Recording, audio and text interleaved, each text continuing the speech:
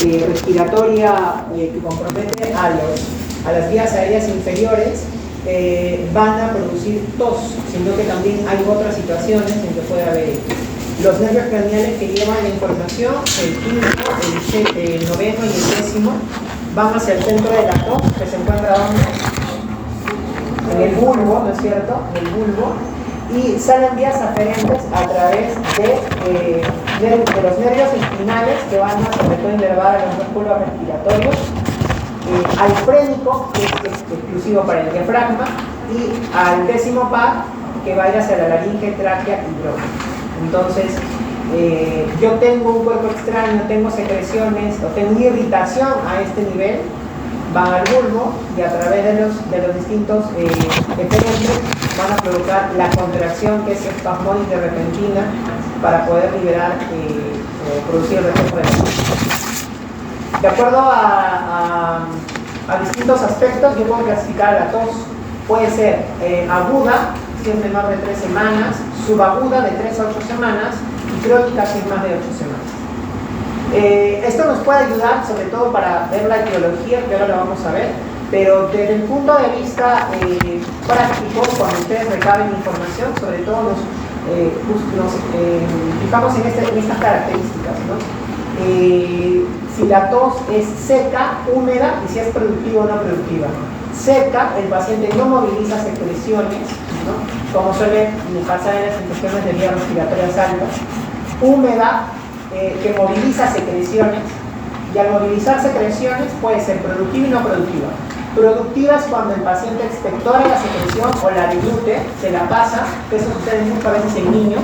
El niño le da como cierto reparo expectoral, entonces a veces ellos digluten las secreciones. Y no productiva, aquellos que no expectoran ni digluten. También se ve mucho en pediatría, cuando son muy pequeñitos y los niños no pueden expectorar ni deglutir, ¿no?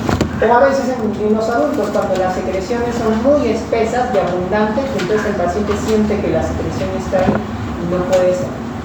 La definición o clasificar la tos de acuerdo a este punto de vista clínico ayuda, por ejemplo, mucho cuando uno quiere ayudar al paciente con la tos o con la movilización de secreciones, porque de acuerdo a eso yo voy a poder dar un fármaco también. Hay pacientes que, por ejemplo, tienen infecciones de vías respiratorias altas donde la tos es muy marcada, es muy pesada. Y entonces, por ejemplo, aquí la tos es seca y entonces yo puedo utilizar un antitusígeno que inhibe el reflejo de la tos. Pero, por ejemplo, hay pacientes que tienen la tos más húmeda, no productiva, y tienen dificultad, por ejemplo, para expectorar secreciones. Entonces yo podría utilizar ahí, por ejemplo, un mucolítico o un fluidificante para poder hacer que las secreciones sean más fluidas y las pueda expectorar el paciente. Por sus características, la tos puede clasificarse en convulsa, coqueluchoide, perruna, bitonal y emetizante. La tos convulsa es aquella que se produce en acceso, son episodios de tos paroxístico, o sea, repentino. El paciente inicia la tos con una expiración violenta y explosiva, o sea, la tos es violenta, y luego sigue una inspiración que es ruidosa y intensa, y termina con la eliminación de una mucosidad que es escasa y pegajosa. Como es una tos muy aparatosa, ¿no? El paciente muchas veces vomita, o sea, también es emetizante y suele ser de predominio nocturno. La tos convulsa, por ejemplo, es característica de la tos convulsiva, ¿no? Que se produce por la infección por Bordetella pertussis, ¿no? Esto ya no se ve en tantos casos por la vacunación que tenemos que incluye a la Bordetella. Coqueluchoide es muy similar a la tos convulsa. La única diferencia es que no hay esta inspiración ruidosa e intensa, pero sí están los episodios de tos violenta, esa inspiración violenta y explosiva con eliminación de mucosidad, pero no hay una inspiración ruidosa e intensa. La tos perruna, que seguramente algunos de ustedes han tenido, es una tos, por ejemplo, que se produce cuando hay la traqueitis, por ejemplo, y no hay producción de mucosidad. Es una tos seca, intensa y accesos nocturnos. Ustedes han escuchado seguramente toser alguna vez a un perro. El perro a veces no elimina secreción y es una tos muy fuerte, grave, que algunas veces nos ha dado a nosotros también cuando tenemos traqueitis. Tos bitonal se produce cuando hay una alteración en el tono de la voz en un paciente que tiene parálisis de un nervio laríngeo recurrente. Acuérdense que los nervios laríngeo recurrentes inervan las cuerdas vocales, entonces cuando hay parálisis de un lado, entonces la tos sale como en dos tonos, ¿no? Y eso se llama una tos bitonal. Y la tos emetizante, que es aquella que provoca vómitos, que se ve mucho también en pediatría. Vean ustedes que como hay receptores para la tos en distintos órganos, no solamente en las vías respiratorias, vamos a tener distintas causas de tos. Aquí ustedes tienen algunas, el origen y las causas. Ahorita vamos a hablar de las más importantes, esto lo pueden revisar luego. Vean ustedes aquí cómo les decía que la clasificación por tiempo me puede hacer o me puede orientar hacia un tipo de tos. Por ejemplo, la tos que se produce por las infecciones del tracto superior suele ser aguda, o sea, suele tener una duración corta. En algunas oportunidades, cuando hay infecciones virales, sobre todo de vías aéreas superiores y a veces también de las inferiores, queda como una tos residual. Esa tos residual que queda muchas veces es por hiperreactividad bronquial. Entonces el paciente tiende a toser, a pesar que se ha curado de la infección propiamente, continúa tosiendo un poco. Ese tipo de tos es una tos postinfecciosa que se conoce como una tos residual, y ahí el tiempo de evolución de la tos será un poco mayor, ¿no? Seguramente que les ha pasado, es un motivo de consulta muy frecuente también, que ya me curé pero sigo tosiendo, ¿no? Entonces, que los pacientes tienen una infección mal curada, una tos mal curada, ¿no? Entonces podría ser en relación con una postinfección. Y la tos crónica, donde por ejemplo se relaciona con el tabaquismo, pacientes que tienen rinitis alérgica y hay goteo nasal posterior, entonces en vez de caer hacia adelante, que es rinorrea, va hacia atrás, irrita la faringe y genera tos, el asma bronquial y el reflujo gastroesofágico. Sí. Doctor, una consulta, la tos subaguda, tos infecciosa, ¿cuál es el tiempo de duración para no tener como una escala normal? A veces la tos demora en posinfección, a veces se demora en irse 2-3 semanas. O sea, la infección respiratoria suele durar, no sé, 5 o 6 días, pero luego el paciente se puede quedar con 2-3 semanas. Ahora, claro, para decir que uno es posinfecciosa hay que tener en cuenta otros aspectos, porque acuérdense ustedes que cuando la tos ya es más de 2 semanas en nuestro país y se asocia a otras condiciones que hagan sospechar una patología específica, tendré que descartar tuberculosis probablemente, antes de decir es una tos residual. Ahora, ¿qué debo preguntar en la anamnesis? El tiempo de evolución. ¿Hace cuánto tiempo usted presenta la tos? Características de la tos para saber si es seca, productiva o no productiva. Moviliza secreciones, las puede expectorar o deglutir. ¿Cómo son los episodios de tos para ver si hay un patrón de tos específico? Momento de aparición, en qué momento del día se presenta con mayor frecuencia. Yo he visto que algunas que son más nocturnas, o si es en circunstancia o un lugar específico. Por ejemplo, en el asma se ve mucho esto, ¿no? Que ante una situación tal vez de cambio de la temperatura o la exposición a alergenos, el paciente tiene, o cuando hace ejercicio, el paciente tiene más tos. Síntomas acompañantes, ¿no? Muchas veces se puede asociar a disnea, a fiebre, ¿no? Entonces uno puede ir deduciendo cuál es la causa. Si ha tomado algún medicamento para la tos, con lo que les decía, ¿no? Un antitusígeno, un fluidificante, para saber, porque eso también me puede orientar en la posible etiología. Aquí están algunas de las características de las causas más frecuentes de tos. Por ejemplo, las infecciones respiratorias, les decía, las infecciones respiratorias altas, ¿no? Y que son de origen viral, suelen dar tos secas, no productivas, mientras que las bajas y bacterianas suelen dar tos de tipo más húmeda, ¿no? ¿Ustedes saben cuál es el reparo para decir alto o bajo?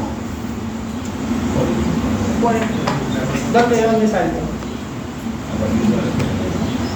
Claro, generalmente nosotros solemos decir que las altas suelen ser de laringe para arriba, ¿no? Faringe, laringe. Y vía respiratoria baja suelen ser tráquea, bronquios sobre todo, porque la tráquea, lo vamos a ver en la siguiente clase, está como en el medio.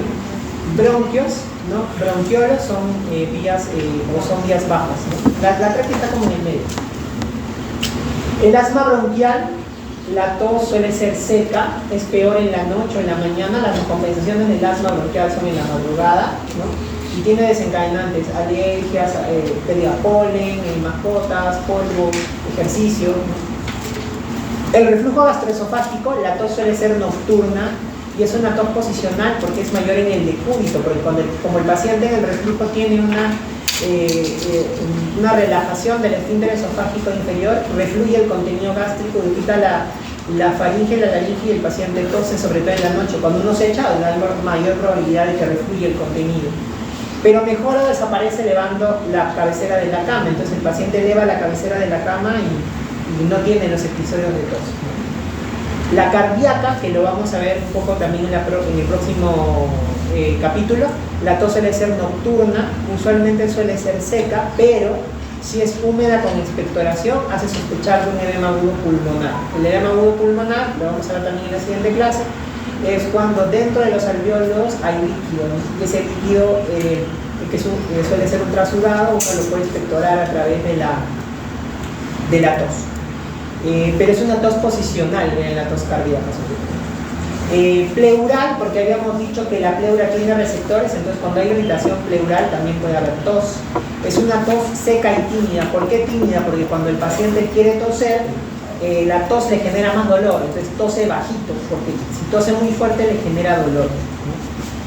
Trastornos deglutorios también puede haber, por ejemplo, vamos a ver en el digestivo que pueden haber algunas patologías que afecten la deglución, sobre todo la motilidad esofágica, y eso genera que el paciente pueda tener tos durante la deglución, incluso se pueda aspirar. Entonces el contenido pasa a la vía bronquial y entonces el paciente también puede tener dificultad. Y se relaciona mucho con la comida, ¿no? Porque el paciente come y ante los episodios de comida tiene la tos, ¿no?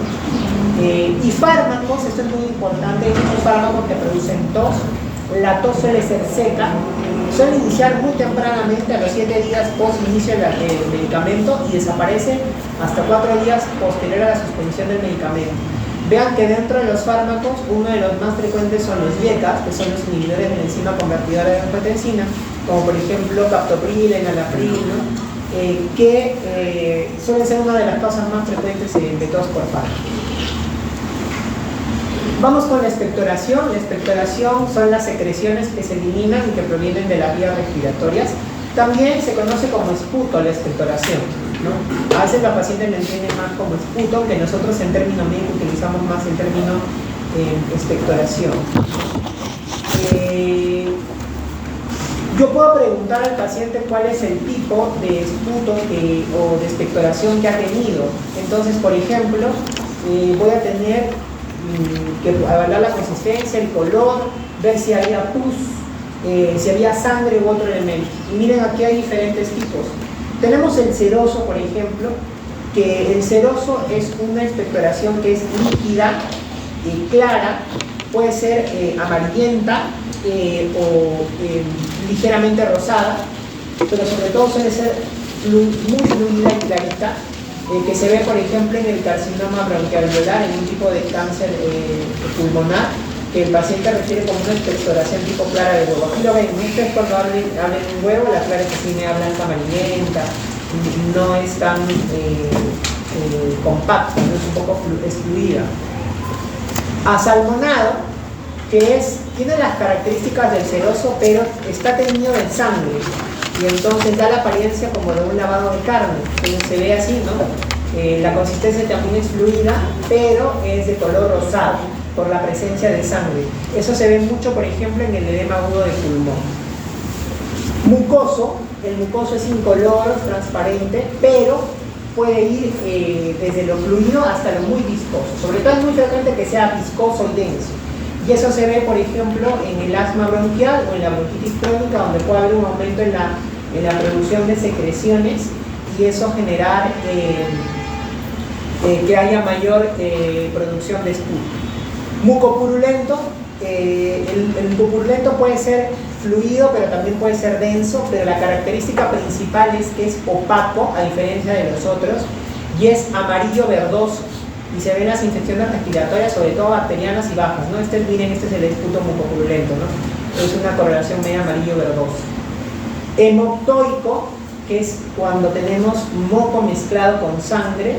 Esto se ve, por ejemplo, en las bronquiectasias, neoplasias o en el trombolismo pulmonar. También puede haber un esputo hemoptoico, miren ustedes, ¿no? Es moco, es como mucoso, pero tiene rasgos de sangre. Totalmente diferente a la salmonada, porque la salmonada es más fluido, no es tan denso, y la sangre no es tan evidente como si lo es en el hemoctoide. Herrumbroso, que es purulento, o sea, francamente pus, pero teñido de sangre. Entonces ya la coloración como el hollín, cuando ustedes agarran un hierro oxidado y sacan ese color, y es característico de la neumonía, sobre todo por el neumococo, ¿no? Las neumonías neumocócicas dan este punto medio rumbroso. Achocolatado, que es un color marrón oscuro, y eso se ve en los abscesos, sobre todo abscesos amerianos, y con membranas, que puede ser claro mucoso, pero que tiene unas estructuras laminares, como si fuera la piel de la uva, así, como si fueran rastros así de la piel de la uva, y que se ve en la hidratidosis pulmonar, ¿no? Que es una infección parasitaria. ¿Qué más debo preguntar aparte del tipo de la expectoración? La cantidad de la expectoración, qué cantidad expulsa, con qué frecuencia y si ha aumentado o disminuido. El esputo puede ser escaso, que son 10 mililitros al día, que suele ser como una cucharita, ¿no? Durante todo el día, o puede ser abundante, 30 a 50 mililitros al día, como si fueran 3 a 5 cucharas de sopa al día, ¿no? O sea, hasta esa cantidad puede llegar el paciente. Hay una situación en la cual el paciente puede producir hasta una taza de secreciones al día, que sería más de 200 mililitros. Sobre todo se ven las bronquiectasias o cuando hay cavitaciones pulmonares, ¿no? Entonces miren ustedes aquí esta imagen, por ejemplo, ¿no? No, esta no tomo. Bronquiectasias es cuando se dilatan los bronquios,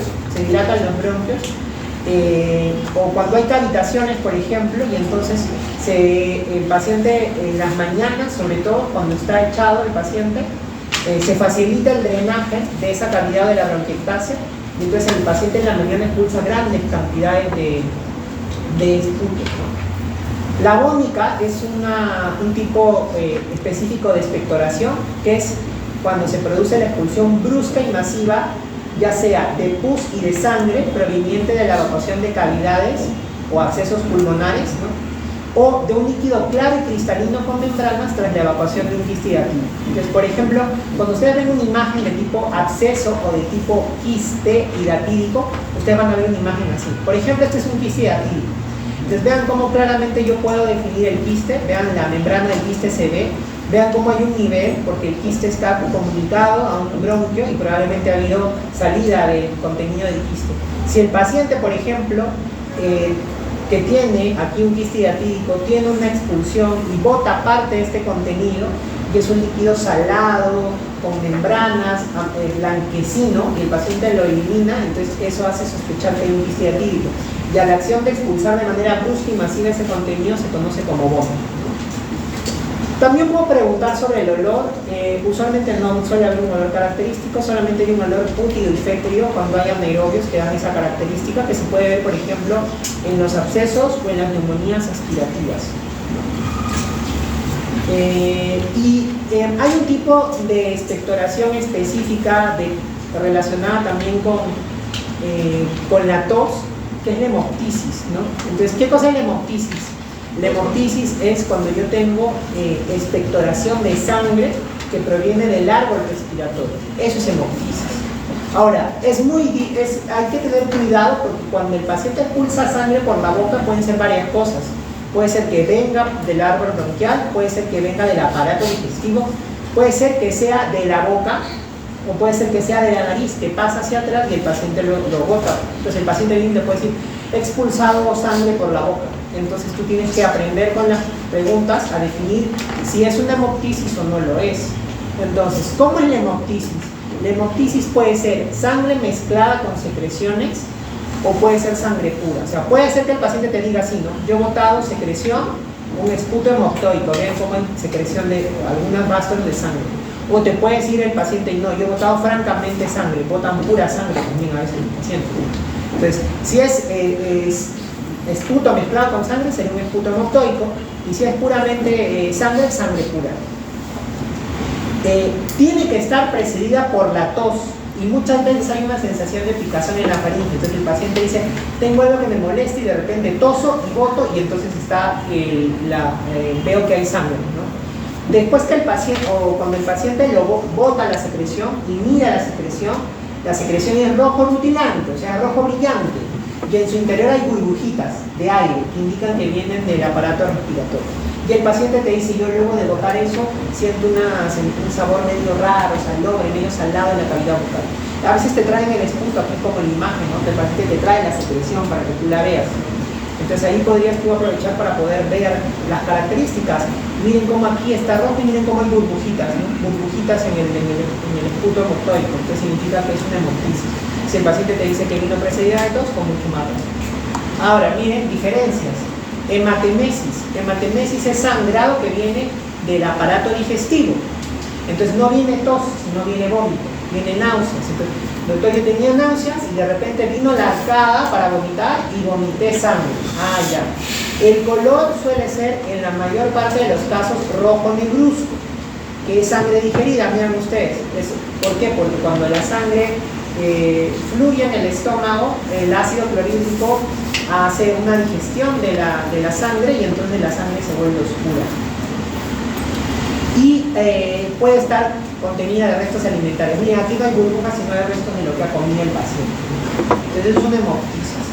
Perdón, una hematemesis. A veces la hematemesis puede también no ser sangre oscura. A veces, por ejemplo, varices esofágicas, por ejemplo, ruptura de varices esofágicas a veces es más rutilante. Pero, ¿cómo lo puedes diferenciar? Por las náuseas, vómitos y porque tiene restos alimentarios. Epistaxis, que es sangrado de la nariz. Cuando hay sangre de la nariz, a veces el sangrado si es posterior, la sangre va hacia atrás y se puede expulsar por la boca.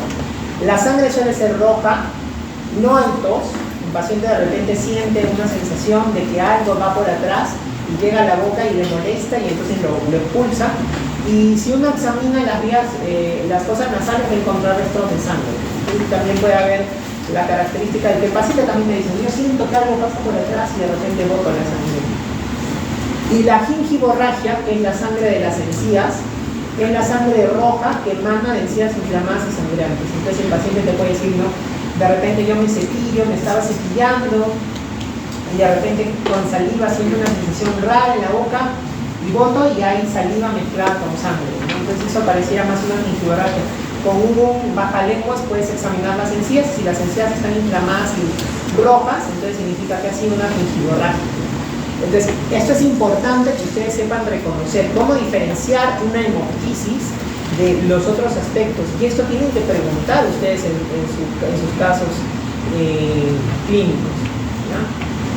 Vean ustedes que hay distintas causas de hemoptisis. Aquí tienen un grafiquito que después ustedes lo pueden revisar. Pero lo más usual que produce hemoptisis en nuestro país, en nuestro medio, son tuberculosis pulmonar, cáncer de pulmón y bronquiectasias. Esas son las tres patologías que suelen causar con más frecuencia en nuestro medio hemoptisis. Miren, por ejemplo, aquí, ¿qué ven en esta imagen, en esa radiografía? ¿Qué ven en esa radiografía? ¿Qué le llama la atención? Los cines están inflamados.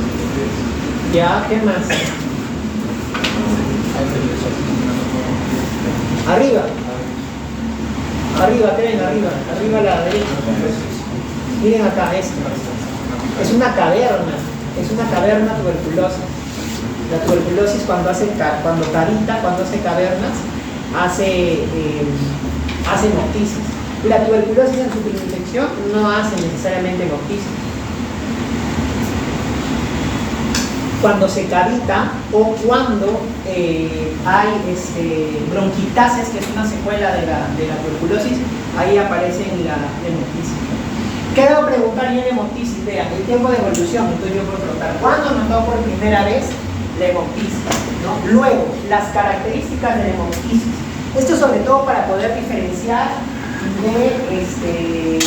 de otras causas que puedan cruzar con sangre, como por ejemplo el hematemesis, ¿no? Entonces miren, es precedida de tos, está mezclada con esputo o es sangre pura, es un ojo brillante o tiene otro color, ¿cuánto sangrado ha notado? También es importante determinar aquí como una expectoración cualquiera qué cantidad ha habido de sangre. Momento de aparición, ¿con qué frecuencia lo presenta? ¿Hay algún momento en el día que sea mayor? ¿Ha habido un incremento con el tiempo?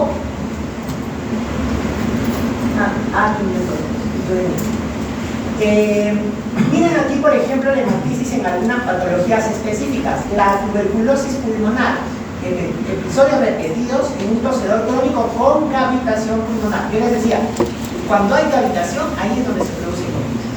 Cáncer de pulmón, episodios reiterados en un fumador. Podría haber baja de peso también, ¿no es cierto?, en un cáncer pulmonar. Bronquiectasias, episodios repetidos asociados a esputos copiosos mucopurulentos. Yo les decía, la bronquiectasia hace esputos con grandes volúmenes, sobre todo matutino, el paciente en la mañana donde bota más secreción y ahí puede haber también sangre. La traqueobronquitis también, la inflamación de la tráquea y los bronquios puede generar también de forma aguda, pero es más limitado, sobre todo en relación cuando hay un esfuerzo marcado del paciente. Ya lo que tienen que tener en cuenta y que puede suceder en algunos casos es la hemoptisis, la hemoptisis masiva. ¿Qué cosa es la hemoptisis masiva? La hemoptisis masiva es cuando uno expectora hasta 600 mililitros al día. O sea, se imagina la cantidad de sangre que pasa en medio litro por la expectoración. Ha sucedido a veces, ¿no? Asocia taquipnea, es aumento en la frecuencia respiratoria, hipoxia, ¿no? Hay una desaturación del paciente y mal patrón ventilatorio. Además, que por la eliminación que ha tenido puede haber también compromiso circulatorio, compromiso de transfusión. Entonces, uno puede evaluar de esa forma. Muy bien, vamos a hacer un break entonces para poder continuar. Entonces, 5 minutos y regresamos para continuar con la clase. Dificultad de respirar, cuando el paciente tiene esa incomodidad para respirar. Se va a producir por alteraciones tanto en el aparato respiratorio como cardiovascular y puede ir desde el control en el centro respiratorio, pasando por todas las vías hacia la misma bomba respiratoria, hacia la misma entrega de oxígeno y el intercambio gaseoso en sí. Entonces, miren ustedes cómo puede presentarse disnea en distintos puntos. Si se afecta el mismo centro respiratorio, por ejemplo, yo puedo encontrar que puede haber disnea ante algunos estímulos, como por ejemplo estímulos químicos, por ejemplo la hipercapnia, hipoxemia, acidosis pueden generar que haya disnea, o mecánicos, como por ejemplo el aumento de la presión venosa o la disminución de la presión sanguínea. En la misma bomba respiratoria, por ejemplo, compromiso de los músculos respiratorios, hay patologías neurológicas que generan debilidad, entonces hay disnea. En los medios periféricos, cuando hay alteración de la inervación hacia los músculos, ¿no? Por ejemplo, el Villarín-Barrett. En la pared torácica, si queda alguna deformidad, imagínense un traumatismo y tiene una deformidad en el tórax de forma aguda, de forma súbita, entonces genera disnea.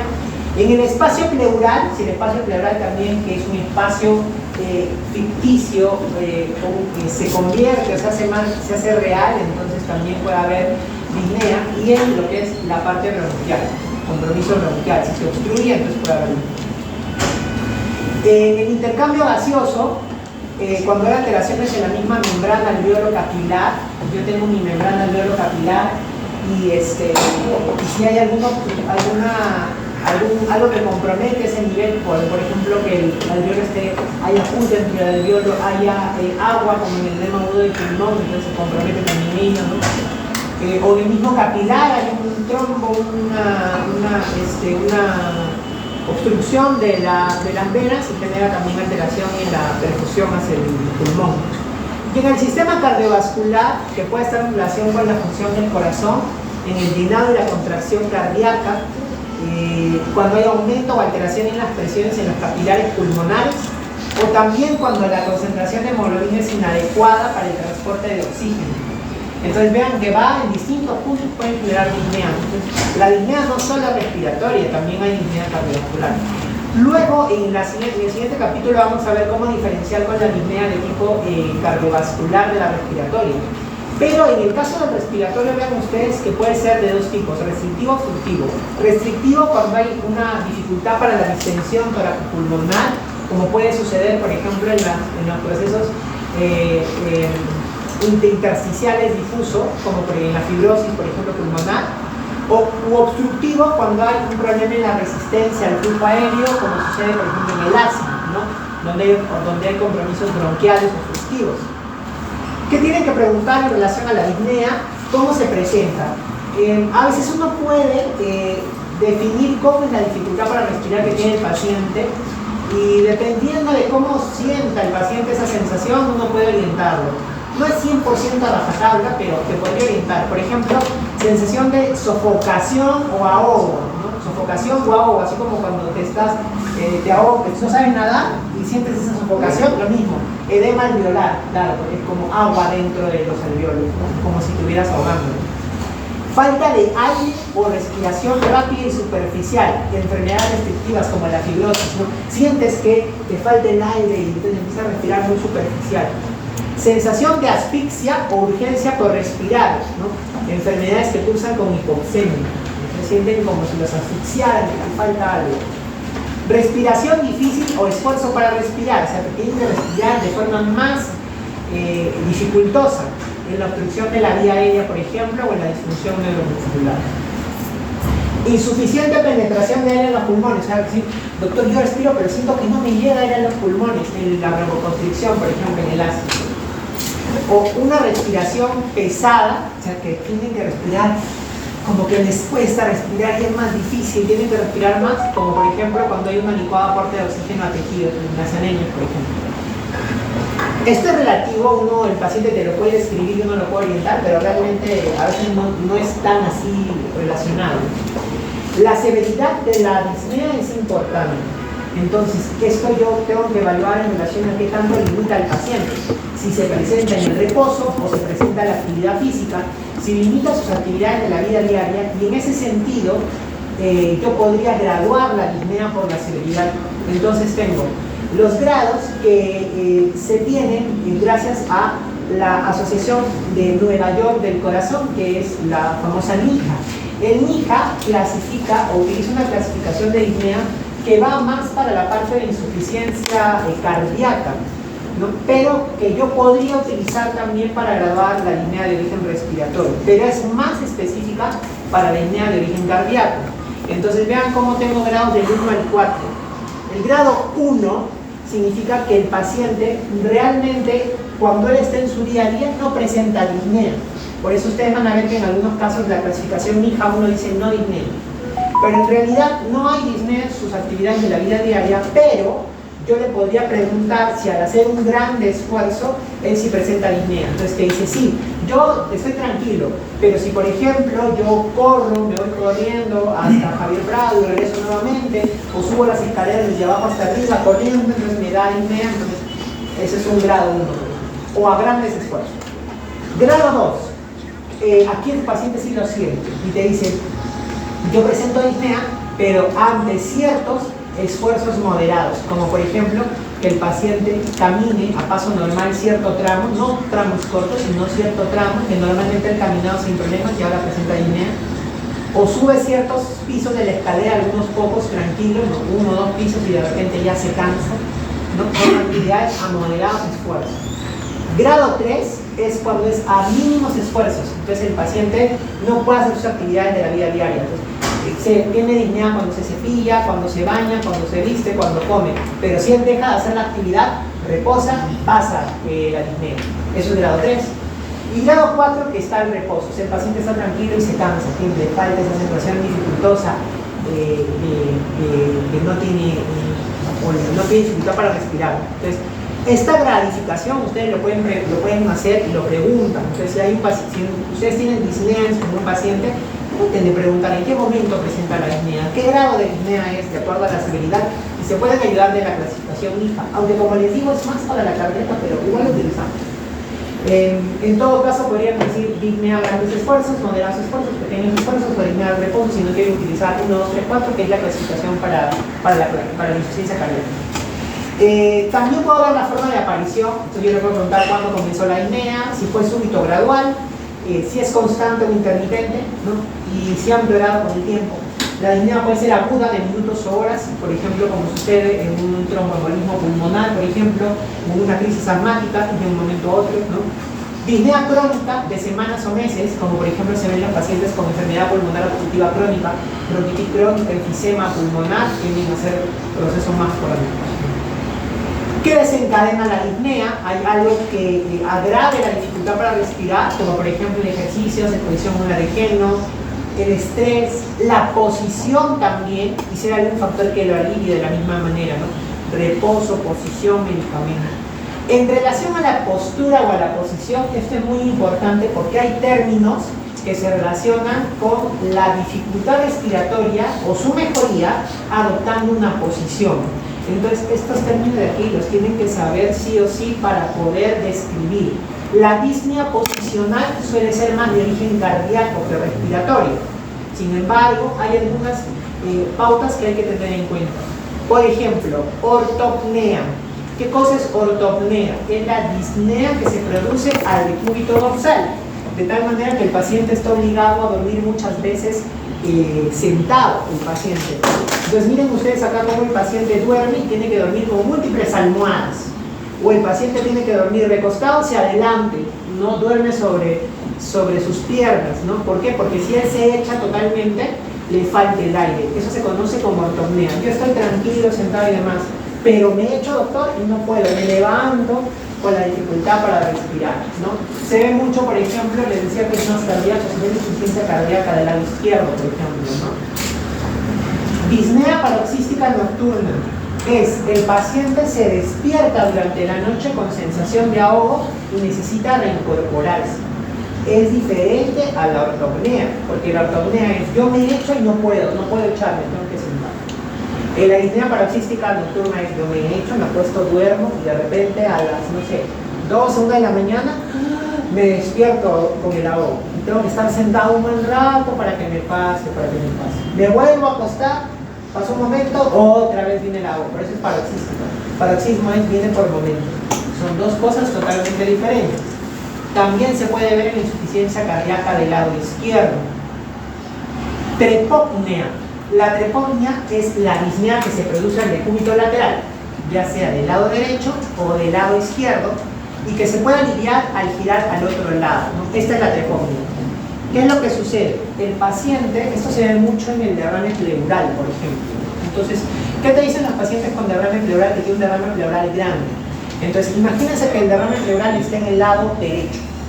Entonces, si el paciente se acuesta del lado izquierdo, duerme del lado izquierdo, del punto lateral izquierdo, ¿ustedes qué creen?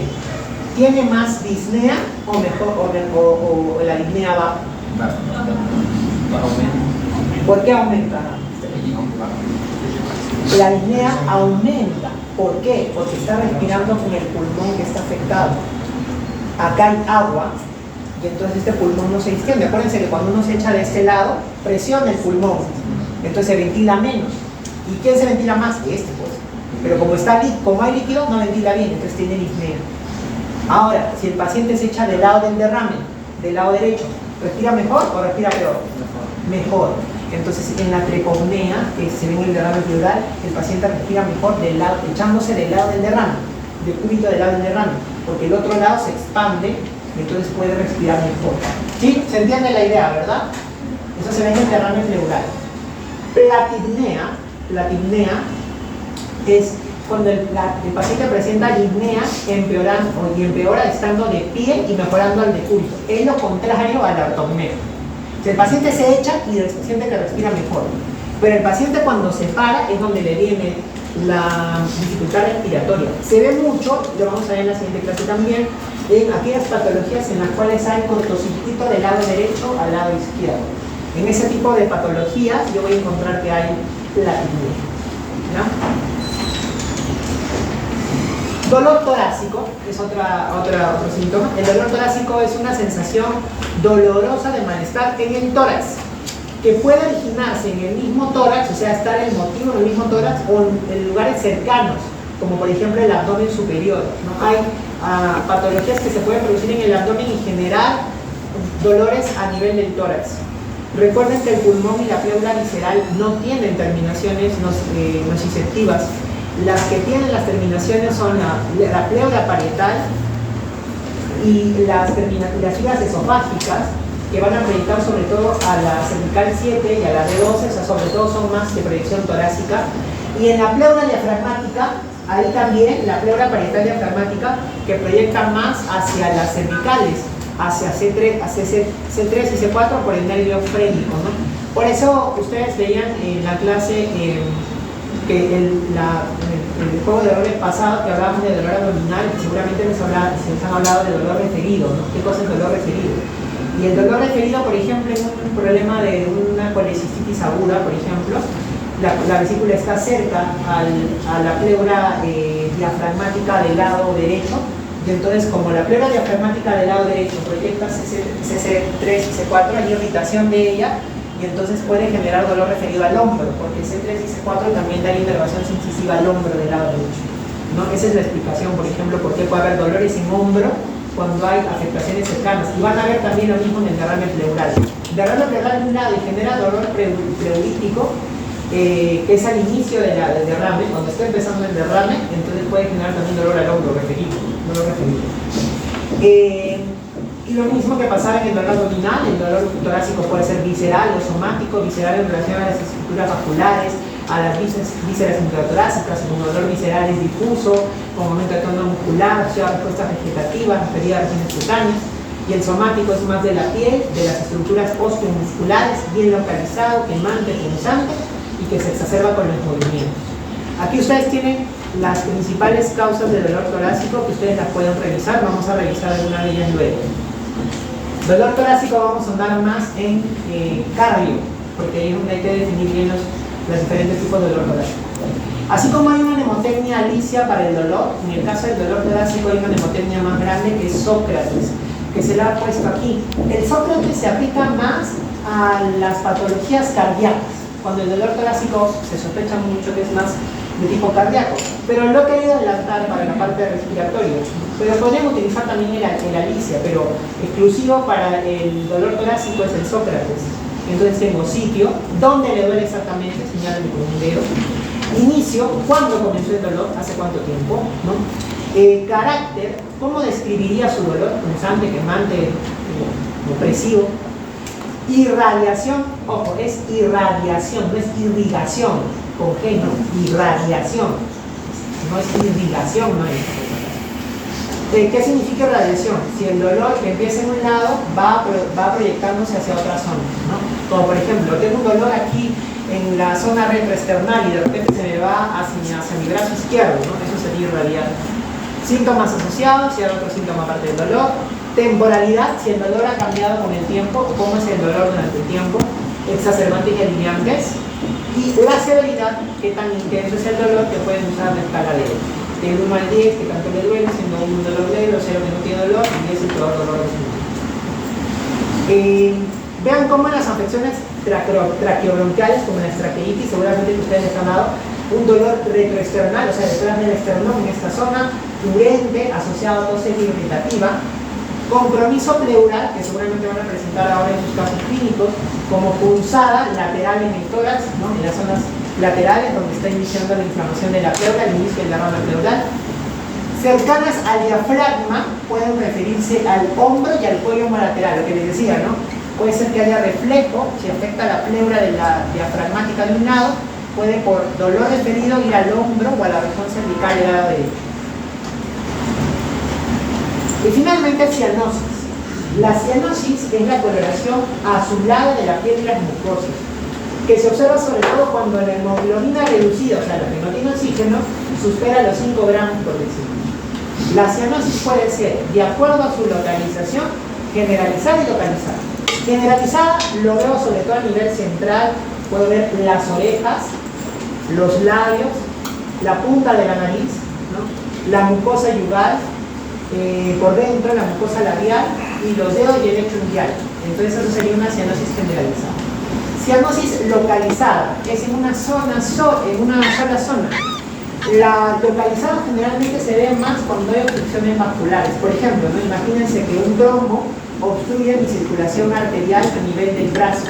Entonces yo puedo ver cianosis solo en la mano, en esta mano, pero no en otra zona. Entonces es más localizado. O en el pie diabético, ¿no? Pacientes con diabetes que tienen compromiso arterial, se obstruye una arteria en la pierna y entonces el pie se pone morado, ¿no? Cianótico. Entonces es localizado nada más. De acuerdo a su mecanismo de producción, puede ser central, que se debe a una insaturación arterial de oxígeno o baja afinidad de la hemoglobina al oxígeno, entonces se ve de forma mucho más generalizada. Periférica, por el aumento de la extracción de oxígeno a nivel tisular, ¿no? Por ejemplo, se puede ver en situaciones a veces de shock, ¿no? Cuando no llega suficiente cantidad de sangre y entonces se extrae todo el oxígeno posible y a nivel distal uno ve que pueden haber cambios en la coloración de las manos. O mixta cuando hay ambos mecanismos, tanto central como mixta. ¿Qué debo preguntar en la cianosis? El inicio, ¿cuándo notó la coloración azulada por primera vez? ¿Es la primera vez? ¿Cuánto tiempo dura la cianosis? ¿Ha notado si empeora en ciertos momentos? ¿Dónde nota más la coloración azulada? ¿En qué zona es mayor para ver la localización? Y si hay algo que empeore, mejore la coloración. Obviamente esto va a depender mucho de cómo viene el paciente, porque acuérdense que cianosis, sobre todo cuando es generalizada, suele ser, o cuando el paciente te lo refiere, suele ser un síntoma, y cuando tú lo ves un síntoma, que va a ser de gravedad. Entonces, cuando tienes un paciente con cianosis generalizada, dificultad respiratoria y demás, probablemente no te dé tiempo para preguntar todo eso, ¿no? Pero si el paciente te dice, yo de vez en cuando, a veces me pongo medio morado, cuando hace frío mis manos se ponen moradas, ahí sí te da tiempo. Ahorita no está con cianosis, pero sí te daría tiempo de verlo otro, ¿no? Pero en situaciones de emergencia a veces no te permite evaluar todo. En cuanto a los antecedentes respiratorios, hay cosas muy importantes hay que preguntar. ¿La edad funciona? Sí, claro, porque la edad me va a decir, por ejemplo, ¿no? Pacientes más jóvenes hacen asma bronquial, pacientes de mayor edad hacen un cáncer de pulmón, ¿no? Imagínense un paciente que tiene 16, 15 años y hace un episodio de broncoconstricción con todas las características del síndrome bronquial que ustedes van a presentar hoy en sus juegos de roles. Entonces yo diría, bueno, es joven y no, pues es un asma. Pero a ver, que a mí me dé, nunca he tenido episodio de broncoconstricción con todas las características del síndrome bronquial y que me dé a los 55 años, a los 65 años por primera vez. Raro, ¿no? Entonces la edad me puede ayudar. Ocupación, claro, si yo tengo ocupación o en donde estoy expuesto a alergenos, como por ejemplo el humo, ¿no?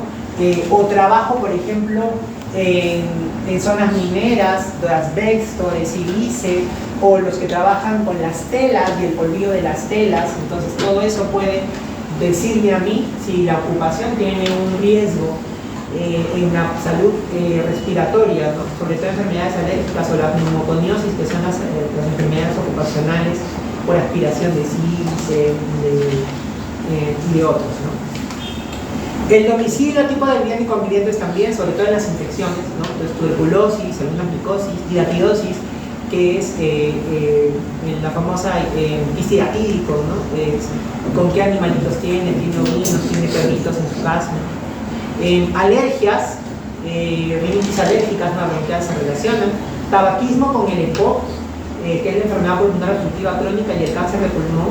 Y miren que cuando uno hace tabaquismo o evalúa tabaquismo, tiene un índice para poder saber qué tanto el paciente puede tener riesgo de EPOC. Esto sobre todo cuando el paciente todavía no ha desarrollado la enfermedad, pero viene con sintomatología sugestiva, todavía no tiene el diagnóstico, pero yo puedo saber cuál es su riesgo. Entonces miren cómo se calcula el índice tabáquico, ¿no? Entonces son paquetes por año. Entonces ustedes le preguntan cuántos cigarros fuma al día, cuántos años de tabaquismo ha tenido y lo dividen entre 20. Y el valor que le salga me da el riesgo. Menos de 10 bajo, 10 a 20 moderado, 21 a 40 intenso y más de 40 alto. Entonces yo puedo graduar el índice tabáquico, ¿no? Un paciente que es un fumador pesado, por ejemplo, que tendrá un índice probablemente más de 40, tendrá mayor riesgo, por ejemplo, de hacer EPOC o de hacer cáncer de pulmón. Entonces yo puedo interpretar y calcular mi índice tabáquico. No solamente es, ¿usted fuma? Sí, sí fuma. ¿Desde cuándo fuma? ¿Cuántos cigarros fuma? Entonces, para poder calcular eso. Vacunas, sobre todo infecciones respiratorias, COVID, neumococo, influenza, que son las vacunas que se suelen poner. Cirugías recientes, sobre todo por el riesgo de tromboembolismo pulmonar, de atelectasia, que son complicaciones derivadas en las cirugías recientes. Y familiares, por ejemplo el asma bronquial, ¿no? Que tiene siempre componente familiar, o la tuberculosis, porque si en la familia tiene tuberculosis y yo vivo con ellos, puede ser que yo también entre. Entonces todos esos antecedentes pueden ser. Y cuando ustedes hagan su juego de roles, pueden ser dirigidos en los antecedentes para poder buscar lo que ustedes quieren encontrar para su caso clínico. Vamos con el examen físico. El examen físico del aparato respiratorio se hace con el paciente sentado y con el tórax descubierto, ¿ya? No se puede hacer un examen físico con el polito solamente. Tiene que estar descubierto el tórax del paciente. En su juego de roles no lo van a hacer así, obviamente, pero sí traten, pues, pues a veces he visto que quieren ocultar y está con su casaca, su chompa, bueno, ahorita no porque es invierno, pero no se sacan nada del mancil encima y ponen el estroboscopio y no escuchan ahí, no escuchan nada. Entonces, algunos docentes, tal vez algunos de los varones les va a pedir para poder hacer la inspección que sí se requiere en el cuerpo para que puedan escuchar a nivel de exploración, pero en sus pacientes, si ustedes escuchen, están empezando, aprenden, o sea, hagan el examen así. Si ustedes le dan un paciente, gánense la confianza del paciente, busquen la intimidad del paciente para poder hacerlo de esa manera, porque si no, no van a escuchar nada. No van a escuchar nada de nada, ¿ya? Y tampoco van a sentir a veces, ¿no? Entonces, sigue el orden usual, es inspección, palpación, percusión y auscultación. Todo tiene un orden, tiene una razón de ser, entonces tienen que seguir de esa manera. Que alguien me levante la mano y me diga, doctor, pero en una emergencia yo a lo mejor voy a ir a hacer de frente auscultación. Podría ser, pero ahorita que ustedes están aprendiendo, ¿no? Háganlo todo en su juego de roles, ¿no? Salvo que el docente le diga, no lo hagas porque aquí no se habla. Pero si no, háganlo todo, porque se supone que ustedes están aprendiendo, ¿ya? Es importante saber los reparos anatómicos en el tórax para poder tener una idea de dónde estamos haciendo el examen. Entonces, ustedes mismos, ahí en esta Semana Santa, con un familiar que les pueda apoyar, localicen estas estructuras. La clavícula, que es súper fácil de localizar, ¿cierto? Acuérdense que por encima de la clavícula supraclavicular, por debajo infraclavicular, estos son los términos correctos. La horquilla esternal, que es esta escotadura que tenemos aquí, que se toca, todos se pueden tocar la horquilla esternal. El ángulo de Lewis, ¿no? Que es la unión donde se une el manubrio, ¿no es cierto?, con la cabeza del esternón, en esta zona de aquí, que sienten como un cierto relieve, ese es el ángulo de Lewis. ¿Por qué es importante el ángulo de Lewis? Porque si ustedes siguen al ángulo de Lewis hacia la derecha o a la izquierda van a encontrar la inserción de la segunda costilla y por debajo estará el segundo espacio intercostal, por arriba estará el primer espacio intercostal, ¿no? De hecho, miren ustedes, aquí está cómo puedo contar costillas. Yo tengo a mi paciente, localizo el ángulo de Lewis y el ángulo de Lewis está más o menos al nacimiento, como les decía, de la segunda costilla. Entonces, para arriba, miren cómo con el dedo aquí está el primer espacio intercostal y para abajo el segundo espacio intercostal. Y yo puedo ir contando los espacios intercostales. Las mamilas, en la mayor parte de personas, tengan cuidado con las pacientes que tienen obesidad, con las mujeres en donde las mamas son muy prominentes y caen las mamilas un poco, pero en la mayoría de, por ejemplo, en los jóvenes, las mamilas están más o menos al nivel del cuarto espacio intercostal, para que tengan una idea, un cuarto o quinto espacio intercostal. Luego, hacia abajo, donde termina el esternón, el apéndice sifoides, ¿no es cierto? Allí nomás, en el ángulo que forma el esternón con los parrilla costal, está el ángulo epigástrico y la costilla hace su reborde, que se conoce como reborde costal. Luego, en la parte posterior, hacia atrás, ustedes sienten a nivel cervical, hay una apófisis espinosa que es más relieve, con una puntita hacia atrás. Esa es la apófisis de la séptima cervical, ¿no? Para que tengan en consideración eso. Si ustedes van hacia los lados, van a encontrar la escápula, van a encontrar la espina de la escápula, la van a sentir que está más o menos a nivel del tercer espacio intercostal, y hacia abajo, donde termina la escápula, en el séptimo espacio intercostal, ¿no? Entonces, esos son los reparos anatómicos. Ahora, hay que hablar con propiedad también, entonces tienen que saber las líneas en la topografía. Miren aquí, el esternón, línea medio esternal. La clavícula, en la mitad de la clavícula, línea media clavicular. El hueco axilar, la parte anterior del hueco axilar, línea axilar anterior, que ustedes la ven aquí en las líneas laterales, pero también aquí la ven en la proyección anterior. Luego, en el lateral, donde está exactamente el hueco axilar, línea axilar media. Hacia atrás, línea axilar posterior. En la parte posterior, en la columna, la línea vertebral, la línea de la columna vertebral. Adyacente al borde interno de las escápulas, la línea escapular. Entonces, hablen con propiedad cuando ustedes. Sí, que se encuentra aquí debajito de la axila, que se encuentra aquí ¿cómo se llama esta zona? Aquí en este hueso y baja para acá. Hablen con propiedad, tienen que hablar con propiedad. Entonces está la línea bien clarita, ¿sí? Y ustedes pueden hacer intersecciones, porque yo puedo hacer línea media clavicular, cuarto o quinto espacio intercostal. Entonces yo digo, sí, más o menos estará acá a la altura de la mamila. Eso me quiere decir, digo, derecho, izquierdo, derecho. Esta es la localización. Este es el punto exacto. Si tú me dices eso, son como las coordenadas. Entonces yo podría decir acá. ¿Ya? Miren cómo los lóbulos pulmonares también se van a proyectar sobre la superficie torácica, ¿no? Entonces, ¿cuántos lóbulos pulmonares tiene el pulmón derecho? 3. ¿El izquierdo? 2. Muy bien, entonces esos también se van a proyectar. Miren cómo en la cara anterior del tórax, se proyectan principalmente los lóbulos superiores y el lóbulo medio derecho. Los lóbulos inferiores casi no se proyectan en la cara anterior. Los lóbulos inferiores, vean ustedes aquí en las imágenes laterales, están hacia atrás y hacia abajo. Entonces, cuando yo examino, no basta con examinar solamente la cara anterior, tengo que irme hacia atrás. Y hacia atrás voy a encontrar ¿qué? Voy a encontrar los lóbulos superiores parte y los lóbulos inferiores. Pero vean que en el lado derecho no encuentro el lóbulo medio, por eso tengo que yo examinar por delante y por detrás.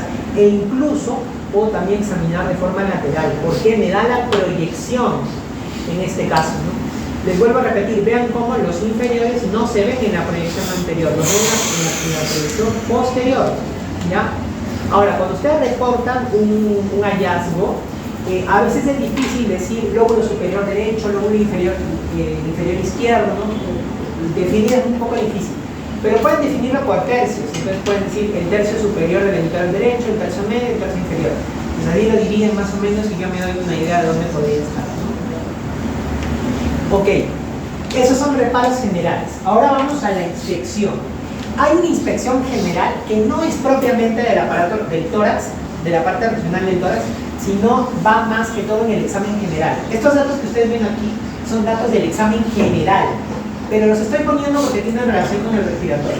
Miren que puede haber fases características en el respiratorio, como por ejemplo esta fase que ustedes ven aquí, la fase abotagado azul, que se ve en la bronquitis crónica, por ejemplo, son pacientes que tienden a ser medios cianóticos y tosen, no suelen estar tosiendo y se les ve medio azulado el rostro. El soplador rosado en el enfisema, vean ustedes, un paciente que tiene un rostro muy enjuto, ¿no? muy fino, ¿no? Que tiene una coloración rosada. ¿Y por qué le dicen soplador? Porque cuando respira, la expiración es más larga. Entonces, por eso le dicen soplador rosado. En el enfisema pulmonar. En la neumonía neumocócica, o sea, por neumococo puede haber una fase neumónica. Los pacientes suelen tener una fase eritematosa, sudando, y hay herpes labial en el labio, ¿no? Incluso esa descripción es antigua y decían, ¿no? Del lado donde está el herpes labial está la afectación neumónica, ¿no? Esa es una conclusión que hacían los antiguos médicos, ¿no? No se ven todos los pacientes de la fase neumónica por neumonía neumocócica, no es raro verla como tal, pero la mención.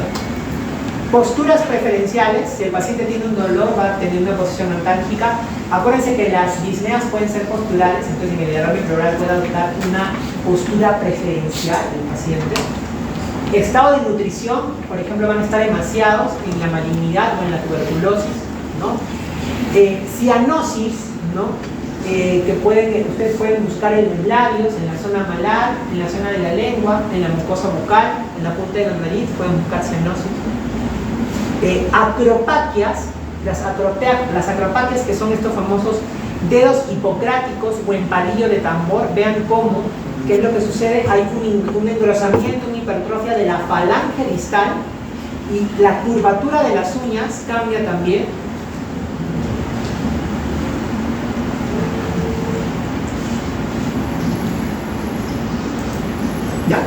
La curvatura de las uñas cambia también. Vean cómo de forma normal, si ustedes ven su uña, entre la uña y la falange distal o el lecho unguial puede haber un ángulo más o menos de 160 grados. Suele verse de manera normal. Cuando la falange distal se engruesa, se hipertrofia, entonces, ¿qué es lo que pasa? La uña, vean cómo la uña se va hacia abajo, se redondea la uña en vidrio de reloj, y vean cómo la separación entre la uña y el lecho unguial termina siendo más de 180 grados. Esto da la característica en la acropaquia. Se ven situaciones de hipoxia crónica, pacientes por ejemplo con fibrosis pulmonar, con hipoxia, pueden haber acropaquias, pero también si aparece de un momento a otro puede ser una manifestación de una neoplasia, como un síntoma para neoplasia, como un signo para neoplasia. Ahora sí me voy a la inspección propiamente del tórax. El tórax tiene una inspección estática y una inspección dinámica. En la inspección estática, ¿qué veo? La forma del tórax. Entonces miren cómo pueden haber distintas formas de tórax. Tórax endonel o enfisematoso. Miren aquí, hay un aumento del diámetro anteroposterior. Es más grande el diámetro anteroposterior, como por ejemplo en el EPOC, ¿no? En el enfisema pulmonar principalmente. Paralítico plano o tísico. Es el aumento en el diámetro vertical y más bien el diámetro anteroposterior se achaca. Miren aquí por ejemplo, bueno, no tengo tísico, aquí no hay, pero vean ustedes, por ejemplo, pacientes con una tuberculosis, ¿no? Son pacientes que tienen el tórax largo y más bien el diámetro anteroposterior es corto. Incluso se pueden ver las costillas o se pueden ver las clavículas, ¿no? Por eso le dicen todo de tísico, ¿no? Tísico viene de tos, de tosedor crónico, que los pacientes con tuberculosis antes se le decían pacientes físicos, ¿no? Porque tosían, eran tosedores crónicos. Sifoescoliótico, en este caso es por alteración en la columna, en el eje de la columna, entonces ustedes vean cómo hay un aumento de la sifosis dorsal, y si uno mira desde la cara posterior probablemente va a haber una columna desviada en ese, ¿no? Sifoescoliótico. Pectus excavatum, me voy a la zona del pecho, principalmente a nivel del esternón. El esternón está hundido hacia adentro, excavado, ¿no? Como aquí, está metido el esternón.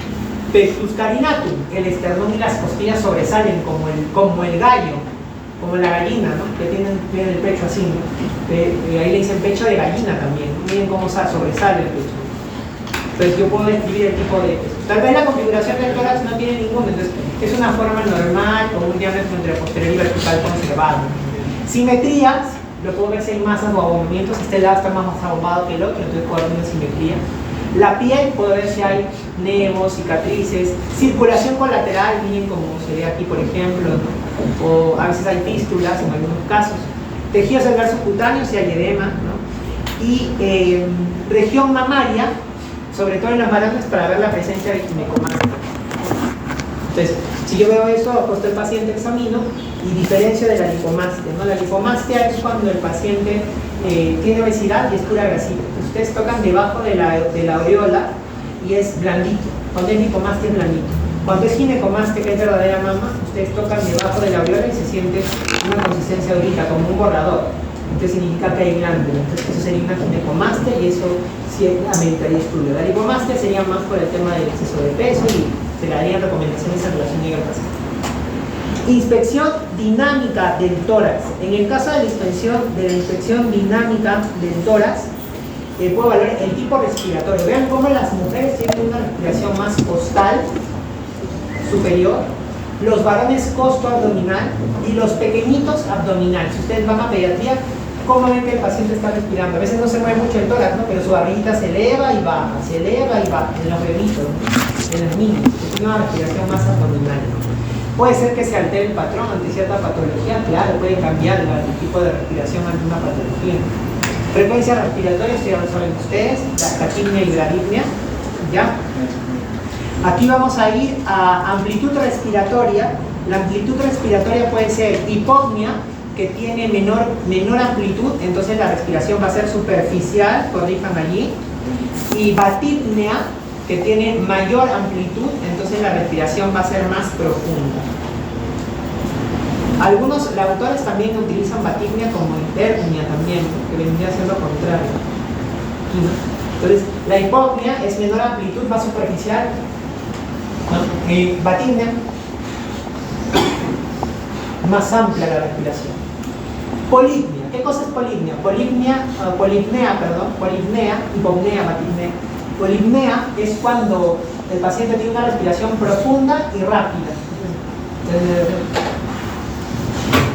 Eso sería polipnea. Es taquipnea a la vez y batipnea a la vez, los dos a la vez, ¿no? Ritmos respiratorios. Vean cómo mi respiración siempre suele hacer inspiración, expiración, expiración, respiración, a un ritmo similar, a una frecuencia de 12 a 20 respiraciones por minuto. Miren que pueden cambiarse los tipos de respiración. Miren la respiración de Kussmaul. Es una respiración rápida, profunda y trabajosa. Es una polipnea trabajosa. Entonces,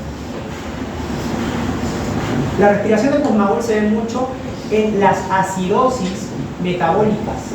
También algunos pacientes con insuficiencia cardíaca pueden tener a veces ese patrón respiratorio, pero sobre todo la de Kussmaul es de la acidosis metabólica, de las acidosis metabólicas, ¿ya?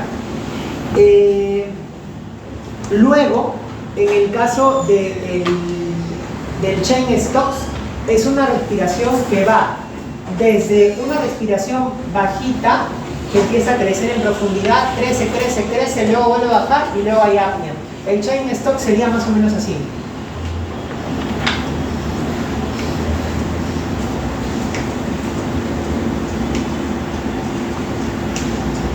Aumenta mi respiración, baja mi respiración, dejo de respirar.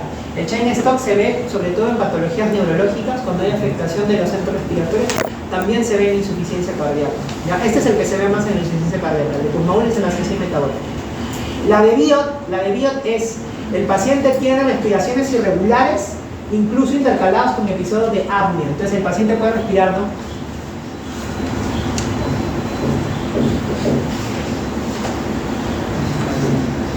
Es un patrón desordenado, con respiraciones desordenadas, que también se puede ver en afectación neurológica.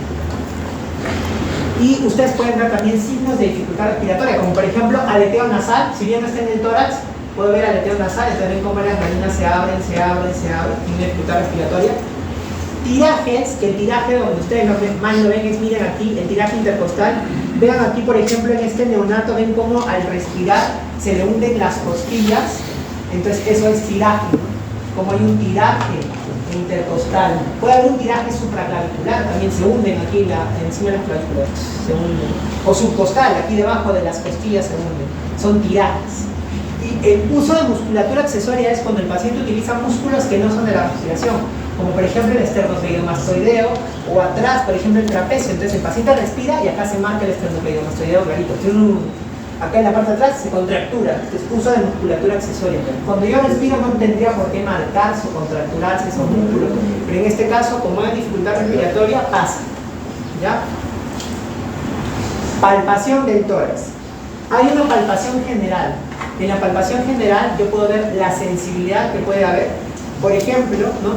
Yo me puedo ir a la pared costal y puedo empezar a tocar a nivel de la unión de las costillas con el esternón, a nivel de los cartílagos costales, para ver si hay sensibilidad. Por ejemplo, pacientes que se inflama la costilla, lo vamos a ver en cardio, por ejemplo, hay un síndrome que es el síndrome de Tietze, donde se inflaman las costillas, sobre todo justo a nivel del cuarto o quinto espacio intercostal, y el paciente siente dolor acá y piensa que es cardíaco.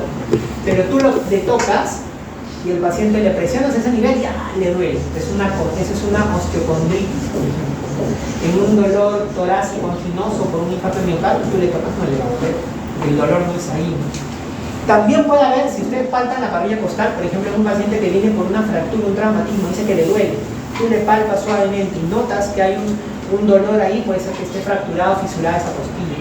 O a veces hay neuralgias intercostales, por ejemplo, la neuralgia posherpética. O sea, cuando el paciente tiene herpes, puede quedar, luego que sana el herpes, puede quedar con dolor. Entonces a veces esos pacientes tú le tocas y sientes, doctor, no me toque porque siento una sensación rara, como electricidad, sienten esa alteración de la percepción del dolor como una hiperalgesia cutánea. Puedes ver también un frémito roce pleural, que es una vibración patológica que se produce por el roce de las pleuras cuando hay una inflamación inicial en la pleura, no en el derrame pleural, porque en el derrame pleural separa las pleuras, entonces ya no habría ese frémito o roce pleural, pero sí al inicio, cuando las pleuras se inflaman antes que haya derrame. Entonces, ¿qué pasa? tú le pones la mano al paciente, sobre todo en las regiones infraxilares o inframamales, o sea, a este nivel, y tú sientes como un roce, ¿no? Como un ronroneo, ¿no? Que se puede sentir por la, digamos, roce que hay de las pleuras que están inflamadas. También puede haber, seguramente que les ha pasado a alguno de ustedes cuando han tenido un problema, un proceso bronquial, que ustedes ponen la mano sobre el árbol tractobronquial, sobre todo en la región central, ¿no? A nivel external, en la línea external, y a veces sienten aquí o aquí arriba, ¿no? Sienten como que hay algo que se mueve, ¿no? Y es por la movilización de las secreciones espesas que están obstruidas. A lo mejor en pediatría van a ver niños que no pueden inspectorar, le ponen la mano acá y sientes algo, que es la secreción que se está moviendo. También puede haber esto, se llama fermitobronco. Puede haber edema o enfisema subcutáneo, ya lo vimos ahí en el enfisema subcutáneo de la presencia de gas. Adenomegalias axilares o supraclaviculares, que también puedo encontrar yo y podría buscar. Y la tuberfacción mamaria, que me permite diferenciar ginecomastia y lipomastia, que ya les mencioné. La ginecomastia se siente debajo de la aureola un tejido de la consistencia como de un borrador. Luego puedo evaluar yo la elasticidad del tórax, que se conoce como amplexión del tórax. La elasticidad del tórax va a depender de la edad y el sexo del paciente, ¿no? Mientras más joven, y en las mujeres a veces la elasticidad es mucho mayor. Se coloca una palma por delante y otra palma por detrás, ¿no? Opuestas, así como ustedes ven en la imagen aquí, ¿no? Coloco delante y coloco detrás la palma. Y le pido al paciente que respire, y al final de la inspiración, ahí voy a tratar de comprimir un poquito como para poner resistencia y ver qué tanto el paciente extiende. Entonces tú pones la mano, señor, inspire, y al expirar, bote y ahí pones un poquito de presión. Una persona que tiene la elasticidad conservada, la inflexión conservada, entonces igual se va a distender. Hay que comparar ambos semitórax siempre, el lado derecho con el lado izquierdo. Ustedes van a ver que en algunos libros a veces no la consideran y se pasan a la siguiente parte de la palpación, que ahorita les voy a mencionar, pero hay que tenerlo en consideración. Por ejemplo, cuando hay patologías que llenan el pulmón de aire, retención de aire, como el enfisema pulmonar, a veces tú sientes el tórax más duro, tratas de presionar y es duro, se pierde la elasticidad de forma bilateral. O cuando hay derrames pleurales o tumores voluminosos también, la distensión del tórax hace que sea más dura la elasticidad del tórax, entonces también puede disminuir, pero en este caso de manera unilateral. Esto sí, ustedes lo van a encontrar en todos los libros, la amplexación. ¿Qué cosa es amplexación? Voy a ver la expansión torácica durante la inspiración. Entonces, yo voy a evaluar en distintas zonas. Puedo evaluar los vértices, colocando mi mano en la parte superior. Puedo evaluar las bases, tanto en la parte posterior como en la parte anterior. Miren cómo es el método. Coloco mis manos de forma simétrica, puede ser en las vértices como están así, me pongo detrás del paciente, coloco mis manos así, o en las bases, coloco mis manos así, tanto adelante como por detrás. Los dedos pulgares se apuntan entre ellos y los demás dedos rodean las costillas. Si estoy arriba, rodean parte de los hombros, ¿no? Entonces rodean de esa forma y miren cómo los pongo uno cercano al otro. Yo le pido a mi paciente que respire de forma profunda, que inspire, y al inspirar los pulgares se deben separar de forma simétrica, más o menos unos 3 o 5 centímetros. La parte superior a veces es un poco difícil, en la parte inferior se nota más.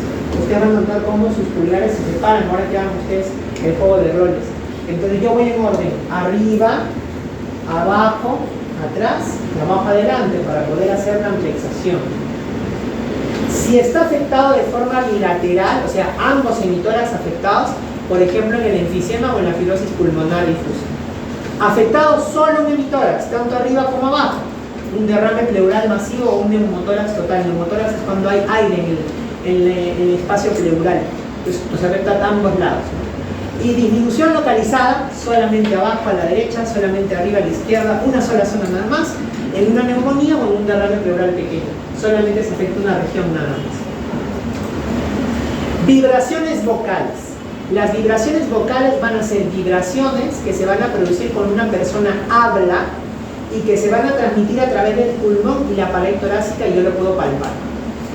Para eso hay dos formas. Puedo utilizar la palma de mis manos o puedo utilizar el borde cubital de mis manos. Se hace de forma simétrica. Tanto atrás, miren atrás, y hay puntos para poner, miren aquí, en la parte superior, miren cómo lo pone entre la línea vertebral y la línea escapular.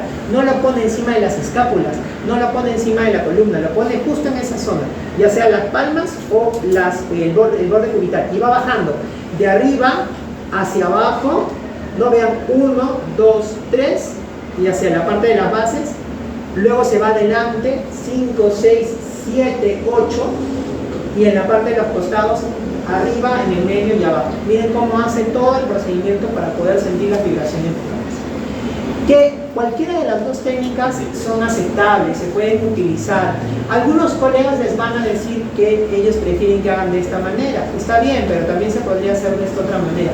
Pero siempre es comparativo, voy a la vez, para sentir y ver, pues si no, ¿cómo vas a saber que está disminuido un lado o no? Tienes que comparar. Entonces vas comparando.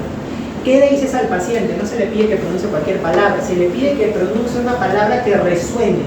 Y las palabras que resuenan usualmente son las palabras repetitivas trabadas. Entonces tú puedes decirle que diga 33 porque tiene muchas R's, 33, o 99 porque tiene muchas M's. Algunos doctores le van a decir, no digan 33, 99, digan ferrocarril, lo mismo con la R, ¿no? Ferrocarril. Son palabras trabadas que se repiten y dan resonancia. Y entonces ustedes pueden decir eso. Ahora, cuando ustedes hagan esto, he visto un poco de errores. A ver, señor, diga 33, y le sacan la mano. Tranquilo, que termine 33 para que sienta. ¿Qué juego tiene? ¿Qué está sacando de la mano? No sé si les da vergüenza tocar a su compañero, su compañera, no sé. ¿Verdad? Sientan las vibraciones, si no, ¿cómo van a saber qué es lo normal? Ustedes lo van a sentir, o van a sentir la vibración así, como yo siempre lo comparo mucho como un ronroneo, ¿no? Lo van a sentir así en las manos. Vean, lo vuelvo a repetir, comparativo, de arriba hacia abajo, cara posterior, cara anterior, caras laterales. Todo tiene un orden en la semiotecnia, ¿no? Voy a empezar de acá, luego me voy para atrás, me pongo por el otro lado, no, tiene un orden todo. Ya, miren esto por favor, Las vibraciones vocales van a estar aumentadas característicamente en una patología pulmonar. Espero que no se equivoquen en el examen. En la consolidación pulmonar, que lo vamos a ver la próxima semana, síndromes. ¿Cuál es un síndrome de condensación? Cuando algo ocupa el alveolo, como por ejemplo en una neumonía. Es la única patología respiratoria que tiene vibraciones vocales aumentadas, las consolidaciones. Aquí también entran por los tumores y demás, lo vamos a ver la próxima semana, pero es la consolidación pulmonar. Ahora, disminuidas, o sea que están bajas o abolidas, no lo sienten para nada. Líquido, por ejemplo en el derrame pleural, están disminuidas las vibraciones vocales. O cuando hay aire en la cavidad pleural, en el tórax. O en el enfisema, por ejemplo, también disminuye. O a veces también cuando el paciente tiene mucho tejido adiposo, puede disminuir. Entonces no lo sientes por la cantidad de tejido adiposo que se interpone entre el tórax y tu mano. Percusión. Entonces, en el caso de la percusión, la técnica correcta para percutir el tórax, entonces, vean ustedes aquí la imagen. Yo voy a realizar un golpe con mi dedo percutor sobre el dedo flexímetro en zonas determinadas del tórax. Y vean que también tiene una localización. Vean cómo, lo mismo, línea escapular, línea vertebral, vean cómo ponen el medio de las dos en la parte posterior para poder hacer la correcta evaluación. Y tiene un orden. Aquí voy. Primero empiezo arriba, izquierda, derecha, derecha, izquierda. Voy siguiendo un camino para comparar. En la parte posterior, miren cómo es. En la parte anterior lo puedo hacer a nivel de la línea media clavicular, pero van a ver que aquí vamos a encontrar algunas consideraciones en cuanto a los hallazgos que ustedes van a tener. Pero eso es lo que yo voy a hacer. Ahora, yo voy a utilizar un solo dedo, que va a ser mi dedo flexímetro, lo voy a poner sobre el paciente. No pongo toda mi mano, pongo solamente el dedo donde yo voy a hacer la percusión. Yo sé que algunos de ustedes a veces que tienen la mano pequeña y demás se les dificulta y a veces quieren poner 3 dedos. Bueno, la técnica correcta es un solo dedo. El dedo del medio, el que va en la zona donde yo voy a percutir, sobre el dedo en el que voy a percutir encima. Y con mi otra mano con un solo dedo nada más, que suele ser el dedo medio. Algunos de ustedes a veces utilizan el medio y el dedo anular, ¿no? A veces o el índice, perdón, porque les es más fácil, porque tienen dedos pequeños y más buenos, pero usualmente debería ser solo con el dedo medio. Y en el caso del pulmón, lo que yo voy a hacer, o para poder evaluar el tórax, se pueden hacer hasta 2 golpes secos. Mueve la mano, mueve la muñeca, perdón, ¿no? Entonces yo hago esto, ¿no? Para hacer la percusión. Pues ustedes mismos pueden, con lo que dije la vez pasada, y escuchar la percusión sin pánico. Se mueve solamente mi muñeca. ¿Ya? El golpe se hace sobre la interfalángica distal o sobre la falange media, ¿no? Y tiene un orden también, como les decía, por favor. El sonido normal del pulmón es sonoridad, es la pregunta del examen. Es sonoridad del sonido normal del pulmón, no es timpánico es el intestino, no es hipersonoro es el neumotórax, no es mate es el hígado, no es submatidez, no. ¿Cómo es la sonoridad? Tiene una intensidad fuerte, de tono bajo y duración prolongada.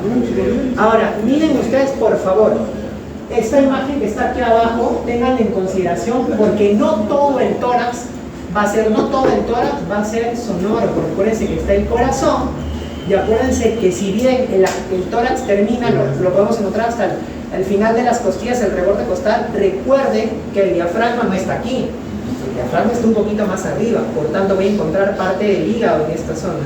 Entonces tengan cuidado con los hallazgos. Entonces vean ustedes por aquí, miren aquí cómo voy a encontrar sonoridad hasta la sexta costilla, porque hasta el sexto espacio intercostal, porque debajo de eso puede encontrar matidez hepática, por más que todavía haya costilla, doctor, sí, todavía a veces pero vas a encontrar matidez, mate.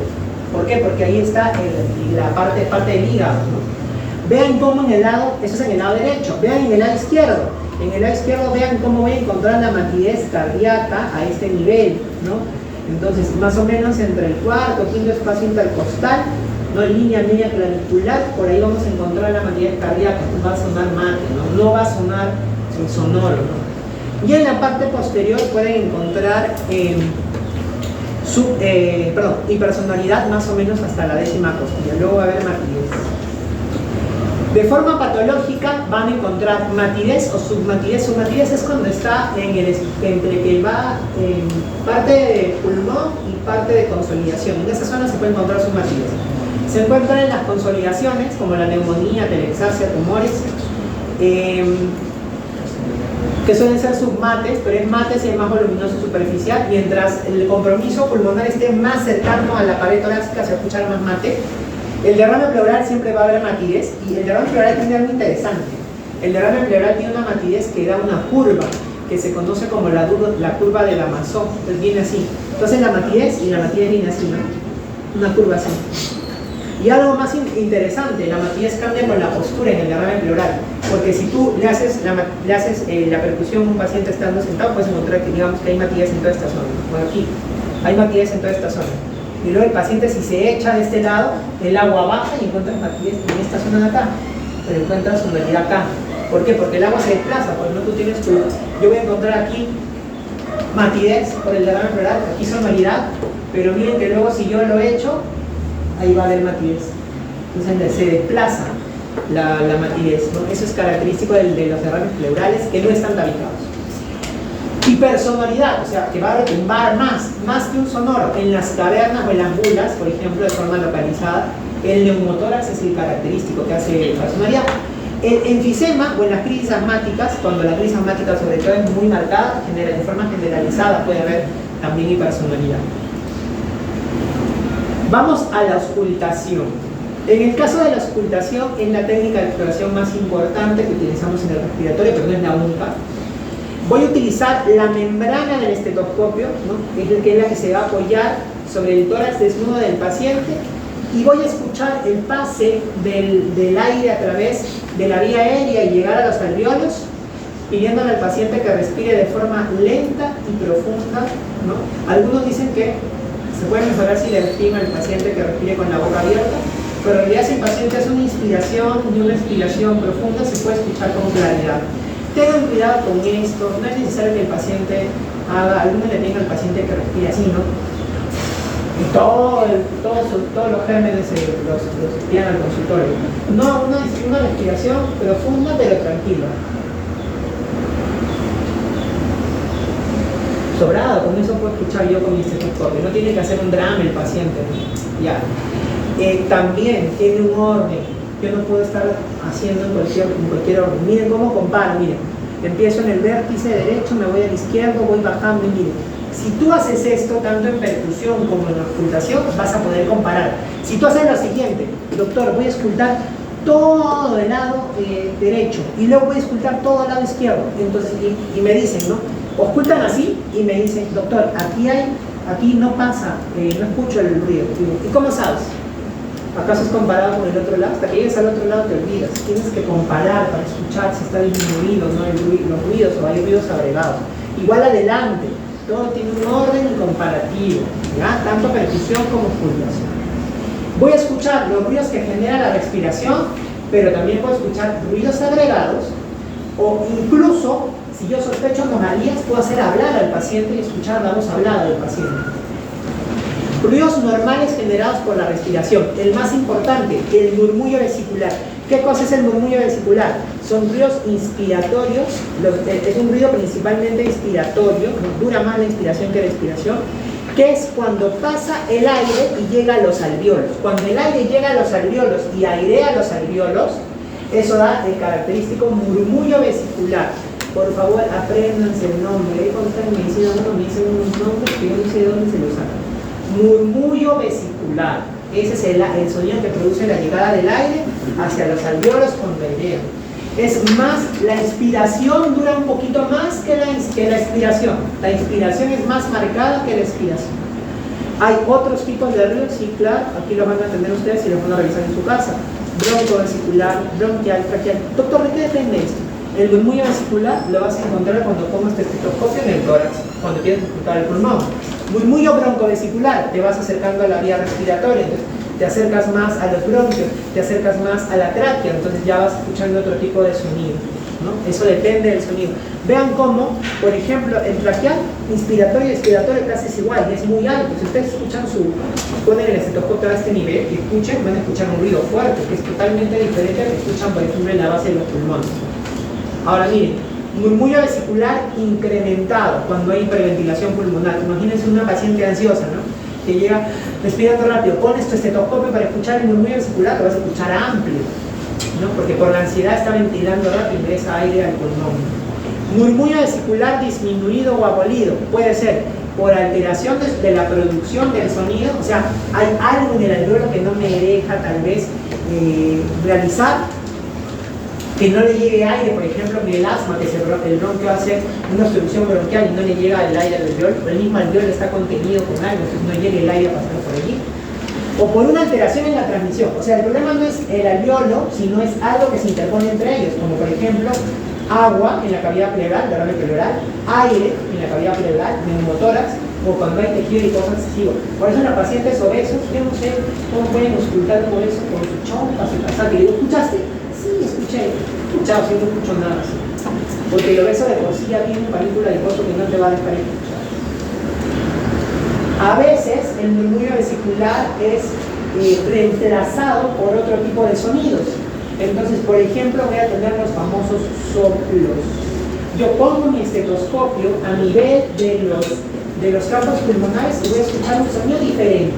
No el famoso murmullo vesicular, que es como el sonido de las olas.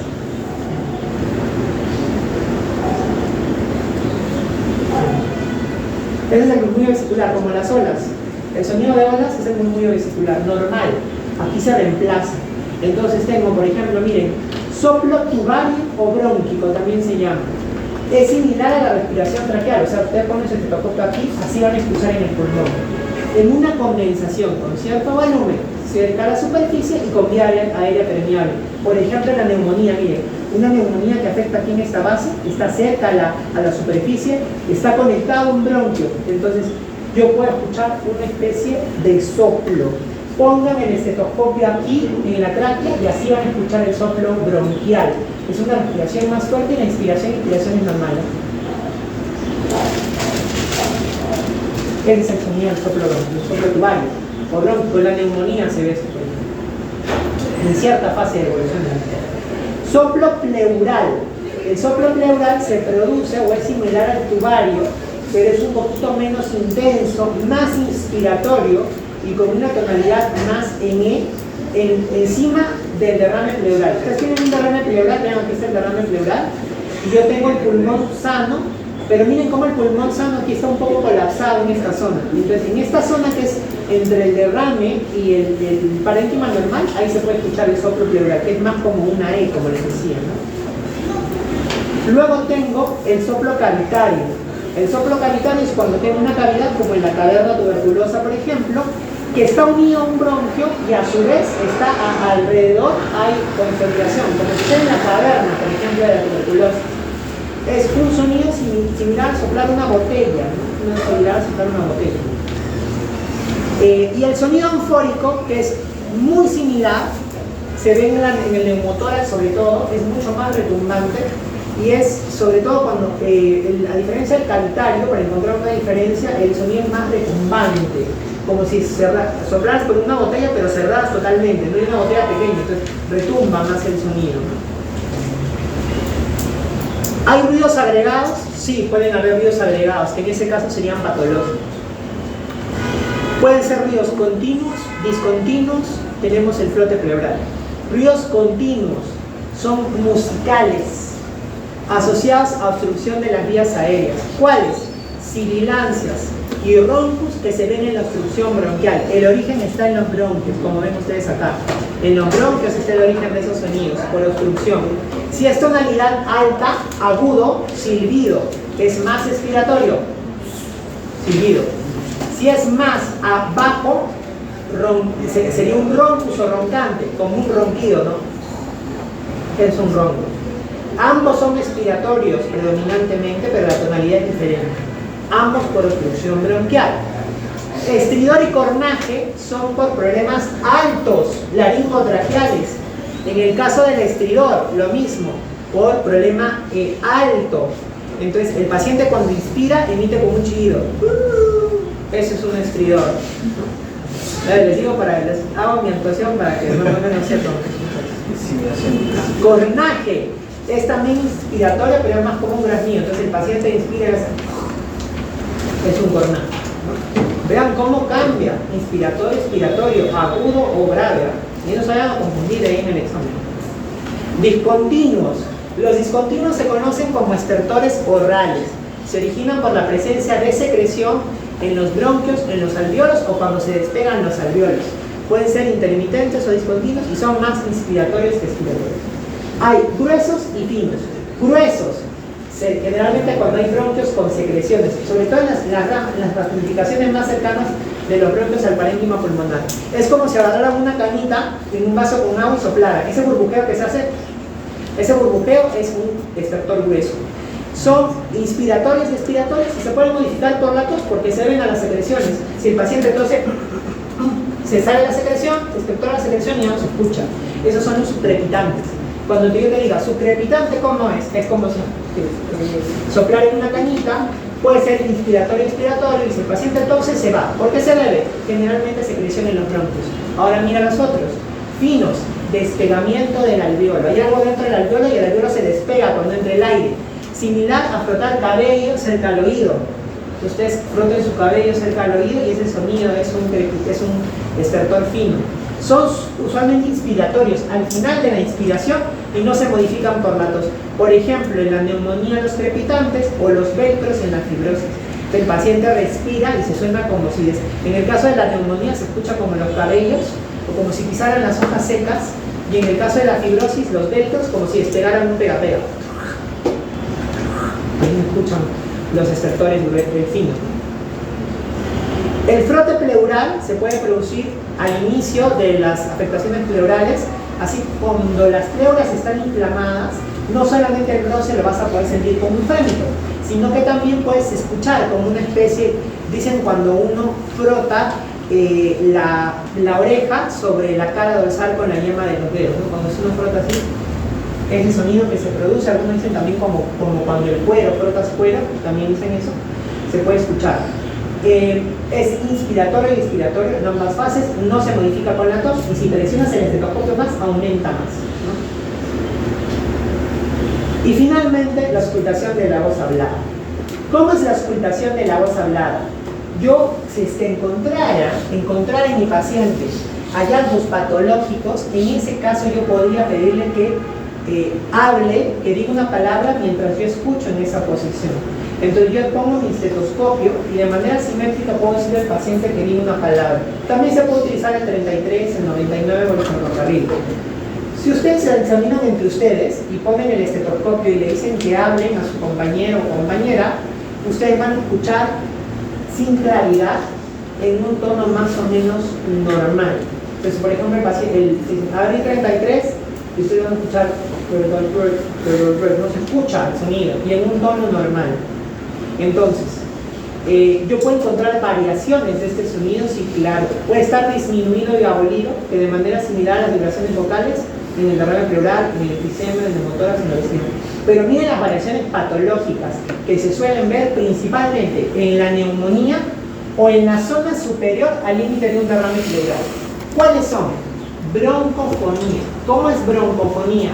No se escucha todavía con nitidez, pero hay mayor resonancia. Entonces, lo normal, si lo normal es broncofonía,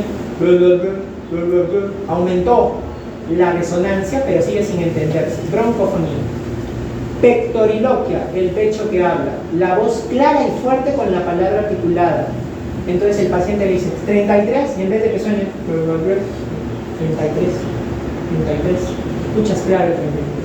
Y si tú le dices al paciente que susurre y se sigue manteniendo la claridad, se llama pectoriloquia afro.